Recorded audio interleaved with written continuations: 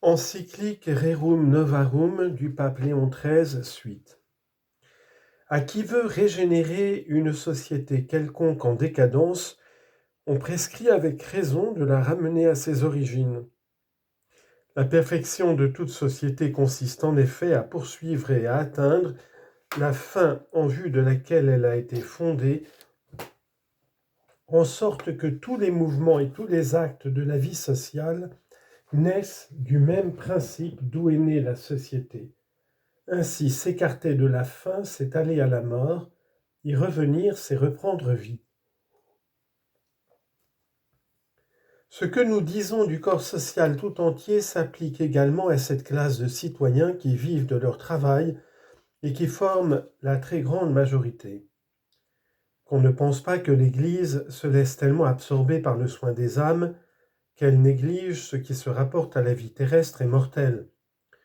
Pour ce qui est en particulier de la classe des travailleurs, elle veut les arracher à la misère et leur procurer un sort meilleur, et elle fait tous ses efforts pour obtenir ce résultat.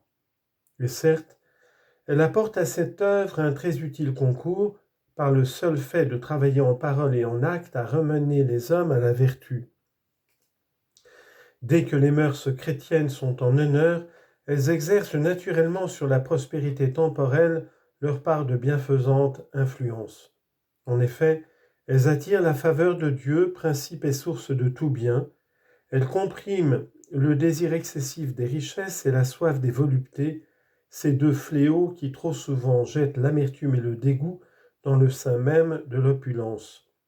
Elles se contentent enfin d'une vie et d'une nourriture frugale et suppléent par l'économie à la modicité du revenu, écartant ces vices qui consument non seulement les petites, mais les plus grandes fortunes et dissipent les plus gros patrimoines. L'Église, en outre, pourvoit encore directement au bonheur des classes déshéritées par la fondation et le soutien d'institutions qu'elle estime propres à soulager leur misère. En ce genre de bienfaits, elle a même tellement excellé que ses propres ennemis en font son éloge. Ainsi, chez les premiers chrétiens, telle était la force de la charité mutuelle, qu'il n'était point rare de voir les plus riches se dépouiller de leur patrimoine en faveur des pauvres.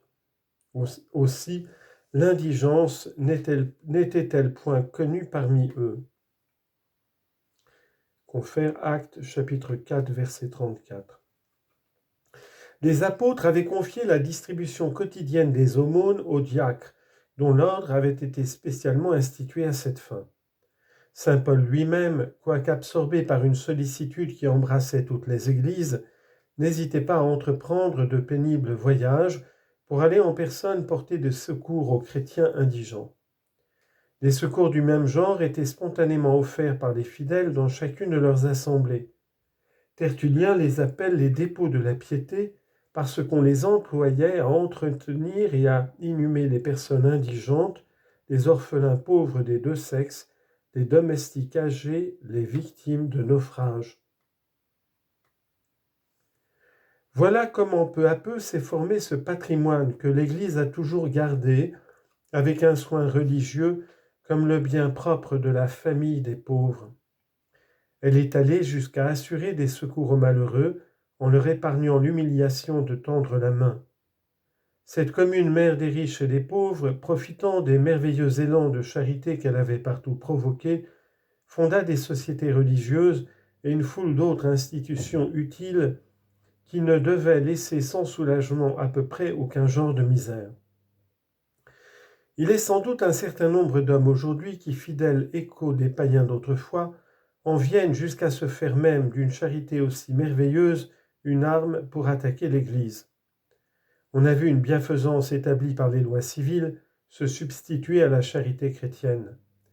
Mais cette charité chrétienne qui se voue tout entière et sans arrière-pensée à l'utilité du prochain ne peut être suppléée par aucune organisation humaine.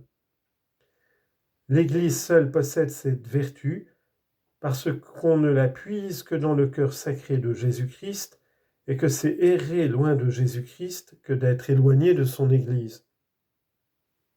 Toutefois, pour obtenir le résultat voulu, il faut sans aucun doute recourir de plus aux moyens humains. Tous ceux que la question regarde doivent donc viser au même but et travailler de concert, chacun dans sa sphère. Il y a là comme une image de la Providence gouvernant le monde, car nous voyons d'ordinaire que les faits et les événements qui dépendent de causes diverses sont la résultante de leur commune action. Or, que sommes-nous en droit d'attendre de l'État pour remédier à la situation ?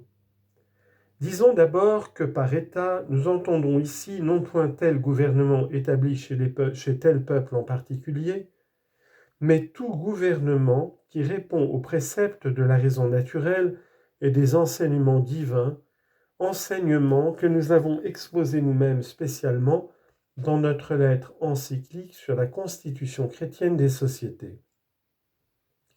Les chefs d'État doivent d'abord apporter un concours d'ordre général par tout l'ensemble des lois et des institutions. Nous voulons dire qu'ils doivent agir en sorte que la constitution et l'administration de la société fassent fleurir naturellement la prospérité tant publique que privée. Tel est en effet l'office de la prudence civile et le devoir propre de tous ceux qui gouvernent. Or, ce qui fait une nation prospère, c'est la probité des mœurs, l'ordre et la moralité comme base de la famille, la pratique de la religion et le respect de la justice. C'est un taux modéré et une répartition équitable des impôts, le progrès de l'industrie et du commerce, une agriculture florissante et d'autres éléments du même genre, s'il en est que l'on ne peut développer sans augmenter d'autant le bien-être et le bonheur des citoyens. De même donc que, par tous ces moyens, l'État peut se rendre utile aux autres classes, de même il peut grandement améliorer le sort de la classe ouvrière. Il le fera dans toute la rigueur de son droit et sans avoir à redouter le reproche d'ingérence, car en vertu même de son office, l'État doit servir l'intérêt commun. Il est évident que plus se multiplieront les avantages résultant de cette action d'ordre général, et moins on aura besoin de recourir à d'autres expédients pour remédier à la condition des travailleurs. Mais voici une autre considération qui atteint plus profondément encore notre sujet.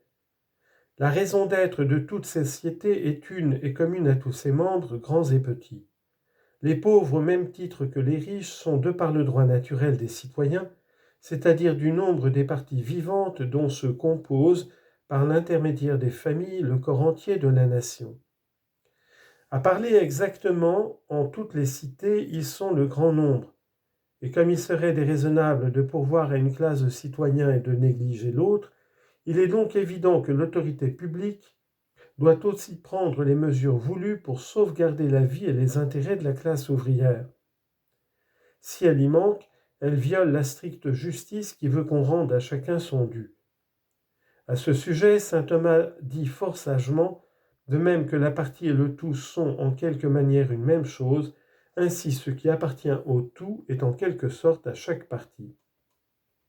C'est pourquoi, parmi les graves et nombreux devoirs des gouvernants qui veulent pourvoir comme il convient au bien public, celui qui domine tous les autres consiste à avoir soin également de toutes les classes de citoyens en observant rigoureusement les lois de la justice dite distributive. Tous les citoyens sans exception doivent apporter leur part à la masse des biens communs qui du reste, par un retour naturel, se répartissent de nouveau entre les individus. Néanmoins, les apports respectifs ne peuvent être ni les mêmes ni d'égale mesure. Quelles que soient les vicissitudes par lesquelles les formes de gouvernement sont appelées à passer, il y aura toujours entre les citoyens ces inégalités de conditions sans lesquelles une société ne peut ni exister ni être conçue.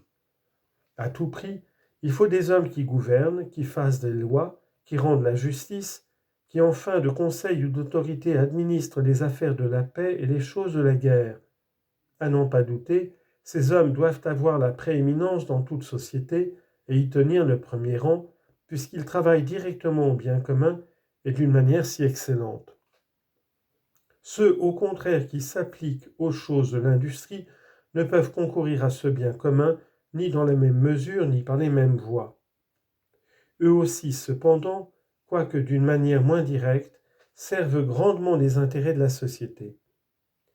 Sans nul doute, le bien commun dont l'acquisition doit avoir pour effet de perfectionner les hommes et principalement un bien moral.